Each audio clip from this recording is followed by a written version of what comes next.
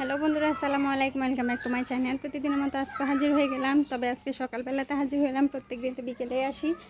তো আজকে সকালে আসার একটাই কারণ, অনেক অপেক্ষার পরে কিন্তু আসছি। সেটা হচ্ছে যে কি ফুলগুলো সবসময় ফুটে তোমাদেরকে দেখাতে পারি না। তো কালকে ওই যে পরিষ্কার করছে আগাছাগুলো, ওগুলোর সাথে অনেকগুলো ফুলের গাছও উঠে গেছে। তো যার কারণে হচ্ছে যে কি ফুলগুলো ঝরে গেছে। তো তারপরেও এই যে দেখো অনেকগুলো ফুটছে, মাশাআল্লাহ আমার কাছে অনেক সুন্দর লাগে। রোদের কারণে কিন্তু ভিডিও করতে পারি না, ভিডিও করতে চাই না। অনেক সুন্দর করে কিন্তু এই যে পুরো জায়গাটা কোপাই দিছে। এগুলোতে লতা আনি লতা লাগাই দিলেই হয়ে যায়। এগুলো অনেক ভালো লাগে সত্যি। এখান থেকেও কিন্তু ভিডিওর মধ্যে কেমন দেখা যাচ্ছে সেটা তো আমি জানি না, তবে আমার কাছে বাস্তবে দেখতে কিন্তু অনেক ভালো লাগতেছে। তো আমার মেয়ে আসি কিন্তু হচ্ছে যে কি ওকে বলি এখান থেকে ছিঁড়ো, কারণ আমার মেয়ে ছিঁড়লে আমার কাছে অনেক ভালো লাগে, কিন্তু ও ছিঁড়ে না। ও হচ্ছে যে কি এগুলো সুন্দর সুন্দর বলে রাখি দেয়। তো ভালোই লাগে। বড় মেয়েরা আসি কিন্তু এই জায়গা থেকে অনেকগুলো, যে মাঝে মধ্যে দেখো অনেকগুলো ওরা বলে যে কি আফু বা ভাবি, ভাইয়া কয়েকটা ফুলের লতা নিব, আমাদের বাগানে রুখবো, নতবা আমাদের ঘরের সামনে, নতবা হচ্ছে আমাদের ছাদে, এগুলো বলে বলে নিয়ে যায়। তো দেখো অনেকগুলো থেকে নিয়ে গেছে, যার কারণে এখন সুন্দর লাগতেছে না। তো এখন ওরা আব্বু বলতেছে যে, ওরা আব্বু বলে সুন্দর আম্মু সুন্দর। তো ওরা আব্বু বলতেছে যে আর কেউ নিতে দিবে না, কারণ আমরা সৌন্দর্যের জন্য কিন্তু এই জায়গাটার মধ্যে এগুলো রোপণ করছি। কারণ আমরা চাইলে এখানে সবজিও করতে পারতাম, সবজি করি নাই, সৌন্দর্যের জন্য। দেখো আমরা নীলকণ্ঠ গাছে কিন্তু রুপছি।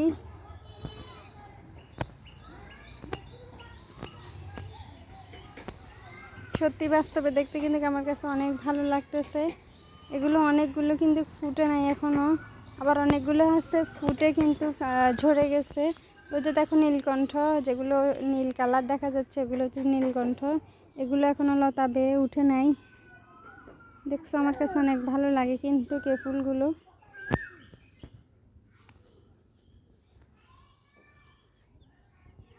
আমাদের মুরগির বাচ্চাটাও কিন্তু তোমাদের সাথে আসছে দেখা করার জন্য।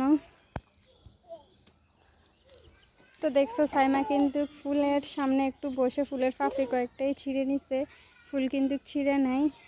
ওর কাছে ভালো লাগে সম্ভবত ফুল, ওকে আনি দিলে ও নেয় না। ও দূরের থেকে ফুলগুলো দিকে তাকায় থাকে, আর আমাদেরকে বারবার বলবে যে আম্মু ফুল, ওই দেখো ফুল ফুল ফুল।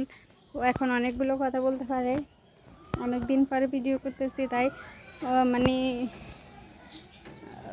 মাঝে মধ্যে যে অনেকগুলো কথা বলতে সেগুলো তোমাদের সাথে শেয়ার করা হয়েছে। তবে এখন অনেকগুলো কথা শিখে গেছে।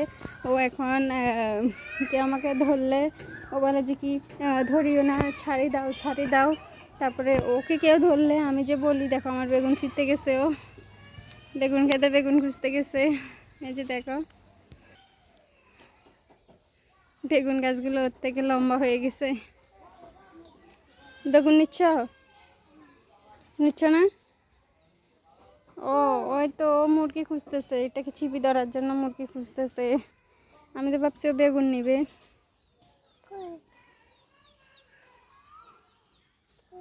গ্রামের পরিবেশগুলো কিন্তু শহরের মানুষটা হঠাৎ করে আসলে সুন্দর লাগে, আর আমরা দেখতে দেখতে হয়তো আমাদের কাছে ভালো লাগে না।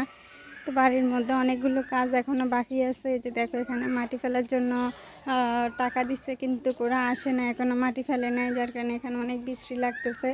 তো আমি কয়েকটা মাটির ওই যে বালতিতে বলে করে আমি কয়েকটা মাটির কয়েক বল মাটি নিয়ে আসছিলাম। আর এদিকে হচ্ছে যে কি প্রথমবারের মতো ঘর ধুয়ার লেপছি, আর এখানে নতুন মাটি লেপার পর এগুলো ফেটে গেছে, আবার কাদা মাটি দিয়ে লেপতে হবে। এগুলো প্রথমবার মাটি ফেলার পরে আমি সামান্য পানি দিয়ে এগুলোর কাজকর্ম শেষ করছি। ঈদ চলে আসছে, তবে ঈদের সময় ঠিকই ছিল, ঈদের আগের দিন লেপছিলাম। আর এদিকে হচ্ছে যে কি ঘরের মধ্যে কিন্তু অনেক মাটি ফেলছি। এই যে এগুলো সবই কিন্তু আমি ফেলছি।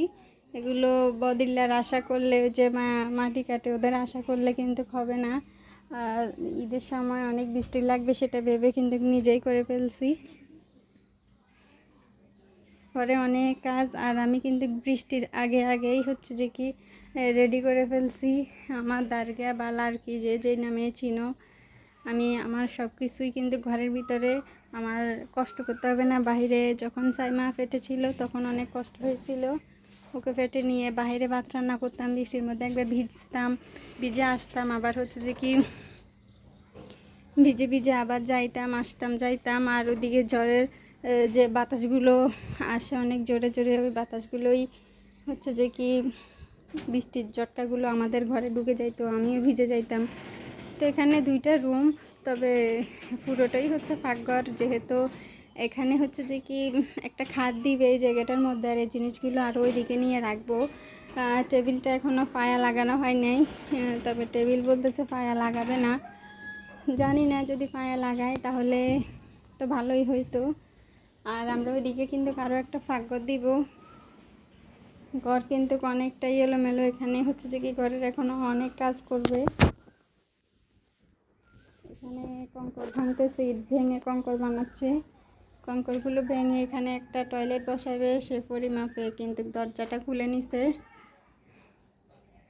একটা বাথরুমে হচ্ছে যে কি অনেক কিছু সময় মানুষ আসলে দেখা যায় অনেক টানাটানি হয়ে যায়, আর একটা দরজাও নিয়ে আসছে বাথরুমের জন্য, এই দরজাটাই হচ্ছে যে কি লাগাবে এখানে।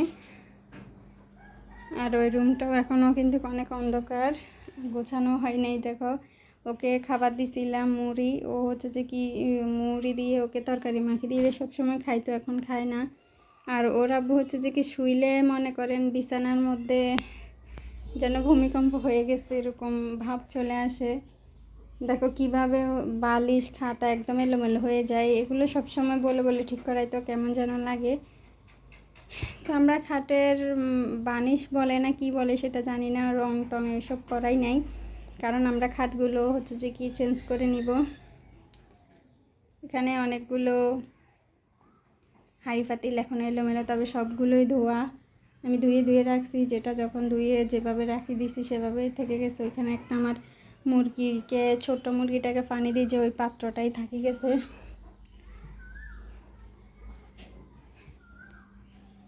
তো এই রুমে একটা খাট দিলে অবশ্যই কেমন লাগবে ভাবতেছি। ওই যে বাতিল খাটগুলো এখানে দিয়ে দিবে, রান্না করার সময় অনেক সময় দেখা যায় ক্লান্ত লাগে না, তো বা শরীর খারাপ থাকলে দেখা যাচ্ছে যে কি রান্না তো করতেই হবে, রান্নাটা বসে দিয়ে যেন একটু বিশ্রাম নিতে পারি। তার জন্য বলছি এখানে যেহেতু রুমটা বড় আছে, এখান দিয়ে একটা খাট দিয়ে দিবার, মানুষ অতিরিক্ত হইলে তখনও হচ্ছে যে কি মানুষটা থাকতে পারবে, আমরা থাকতে পারবো। ওদিকে আরেকটা হচ্ছে যে কি রান্নাঘর দিবে, কারণ এখানে রান্না করলে ধোঁয়ায় মানে পুরাটা ঘরে ধোঁয়ায় হয়ে যায়। আমার সব খাইও না, ময়লা ফালাই দাও, আমি এটা ধুয়ে রাখবো। আমার মেয়েটা অনেক কালো আমার মতো, সবাই বলে বিয়ে দিতে অনেকগুলো টাকা লাগবে, দেখছো কত লম্বা করে ফাঁকর দিছে, এটা এত লম্বা লাগেও না। এদিকে আবার হচ্ছে যে কি ওর আব্বু নিজেই মিস্ত্রি কাজ কিছুটা জানে, তো আমাদের ফার্মের টিন, তোমাদেরকে তো বলছি ফার্মের টিন, তারপরে হচ্ছে যে কি ফার্মের নেটগুলো বেঁচে গেছে, তো নেট অনেকগুলোই বিক্রি করে ফেলছে, পুরো অর্ধেকের চাইতে অর্ধেক দাম। দেখো একটা ছাগল ছিল, লতাগুলো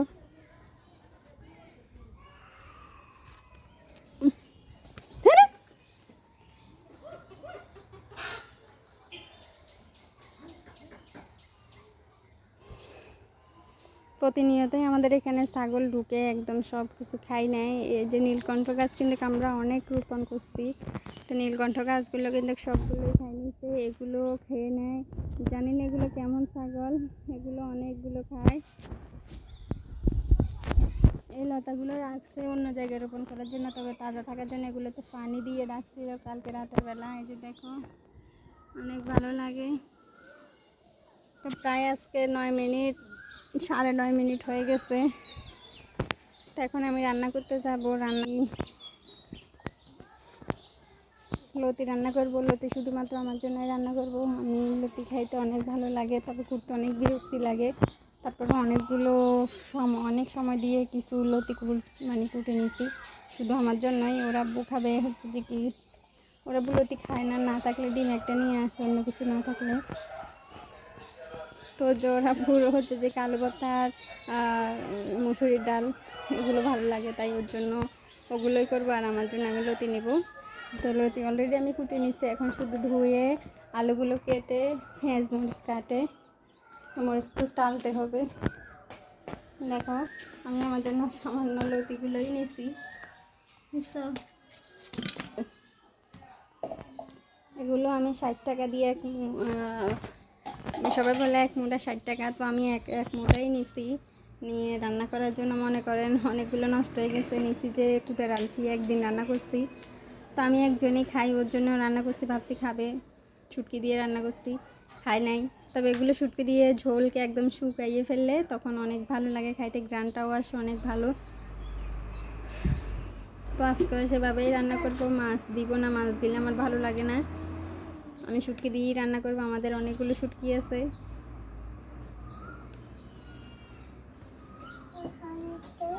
অশান্তি আমার মেয়ের থেকে শুধু অশান্তি লাগে আমি কথা বললে। তো যাই হোক, সবাই কিন্তু আমাদের জন্য দোয়া করবা। আমি অনেক দিন পরে কিন্তু ভিডিও দিচ্ছি, আবার ভাবছি একেবারেই দিব না, কিন্তু আব্বু যখন দেখছি যে পরিশ্রম করতেছে, আমি ভিডিও দিব বা না দিব সেটা আমাকে আর বলতেছে না, এত মাস দিচ্ছি না যে। তো এখন সেদিন কালকে দেখছি যে ও হচ্ছে যে কি ফুল গাছ এগুলোকে রেডি করতেছে ফুল দেওয়ার জন্য, মানে ফুলগুলোকে যেন সুন্দর লাগে, তারপরে আগাছাগুলো পরিষ্কার করতেছে, ঘরের কাজকর্ম করতেছে। আমি এতদিন এগুলো দোহাই দিছি যে ঘর কেমন যেন লাগে, আমার কাছে ভালো লাগে না। তবে আমাদের এখানে বড় গাছ রোপণ করার মতো সিস্টেম আছে বলতে একটু ঝুঁকিও আছে। জি, একটা ঝুঁকিও আছে, সেটা হচ্ছে যে কি কারেন্টের তারের মধ্যে সরাসরি পড়লে আমাদের ঘর হচ্ছে যে কি একদম কারেন্টের লাইনের নিচে। তো কোনো ঝুঁকি নিতে চাই না, সৌন্দর্য মানুষে দেখবে তার জন্য কিন্তু আমাদের জীবন চলে যাবে, জীবনটা রক্ষা করা হচ্ছে যে কি আমাদের কাছে ফরজের মতো।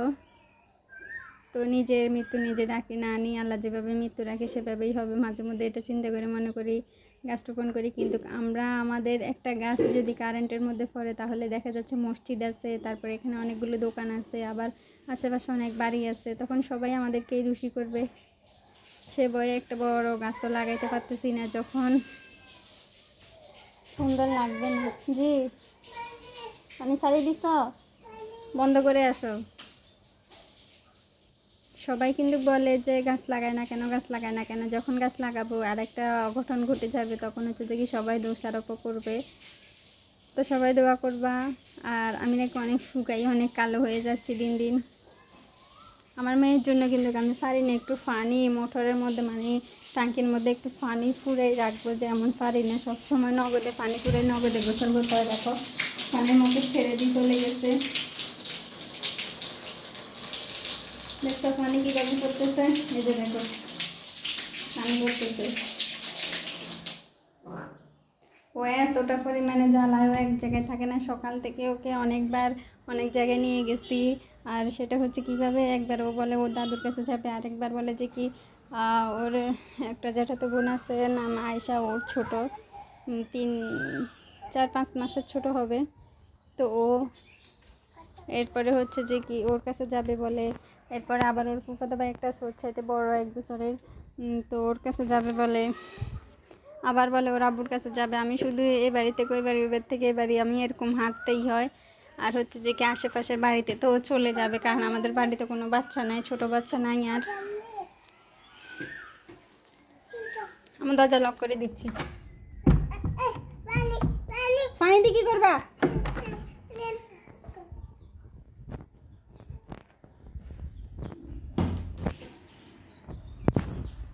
তো বন্ধুরা, তোমরা আমাদের সময় যারা ভিডিও দেখো তাদেরকে অসংখ্য ধন্যবাদ দিয়ে ছোটো করতে চাই না, তারপরও না দিলে হয় না।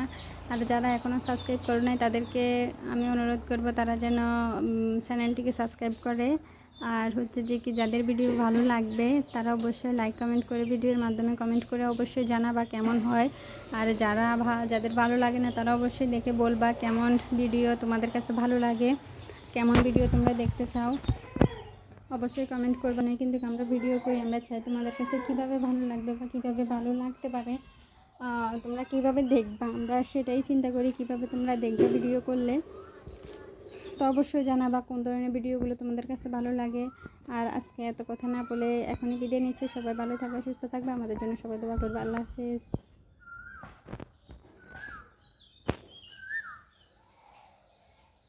কাটতেছে না ফোন।